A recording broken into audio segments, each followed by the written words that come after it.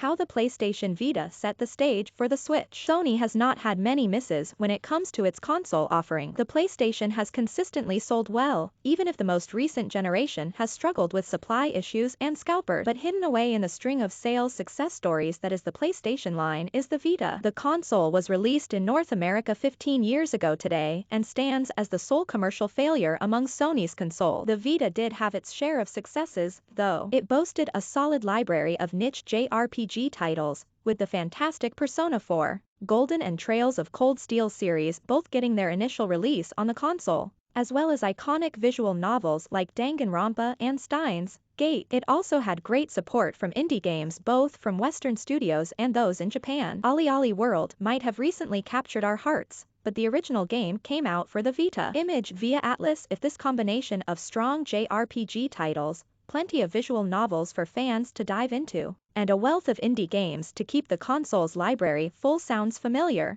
it's because that is what Nintendo has done with the Switch. Even the Vita's home console capabilities, which would become more fully realized with the release of the PlayStation 4, seem oddly familiar in light of the Switch's success. The Vita, for all its failures, laid out the blueprint for Nintendo's 100 million unit selling home handheld console hybrid. Why did the Vita flounder while the Switch has soared? The reasons behind the Vita's failure are pretty obvious with the benefit of hindsight. It was in direct competition with the more successful Nintendo 3DS, though both suffered from being in indirect competition with the rise of mobile gaming that was happening at the same time. The Vita also launched just 18 months before the PlayStation 4, which both added new features to the handheld and took attention away from it just as it should have been gaining ground. Its link with the PlayStation 4 required a huge investment in hardware, requiring two expensive consoles to be purchased. The feature was effective but treated the Vita like a peripheral device rather than a games console in its own right, which didn't help the public's perception of the system. The Switch also has the full support of Nintendo's impressive and iconic first-party games. Breath of the Wild was an immediate commercial and critical success, helping to move the system off shelves at launch, while titles like Mario Odyssey, Animal Crossing, New Horizons, and Pokémon Legends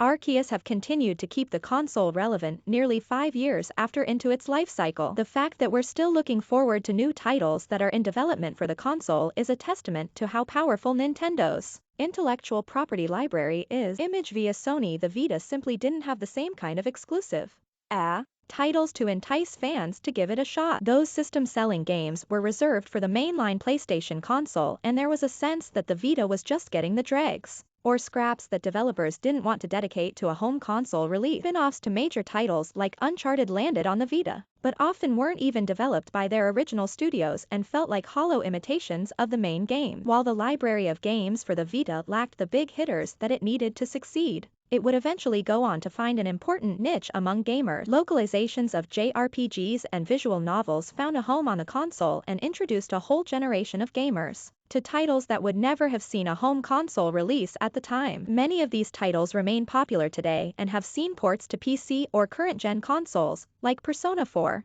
Golden or Trails of Cold Steel. The Vita also showed the value of retro gaming titles, with PSP and original PlayStation games available for purchase and download, showing an appetite for older games that Nintendo would go on to capitalize on. It's a shame that the Vita struggled while the Switch has been a huge success, though there is no evidence that Nintendo looked at Sony's handheld as an influence when designing the Switch. The similarities are obvious. Nintendo simply committed completely to the hybrid console idea and has brought that strong library of retro games, unique indie titles, and niche titles from Japan to the West, along with some of the best first-party games this generation has seen. The Vita's troubled launch and lifelong underperformance don't take away from its important place in gaming history, even if it took another company to come along and deliver on its promises.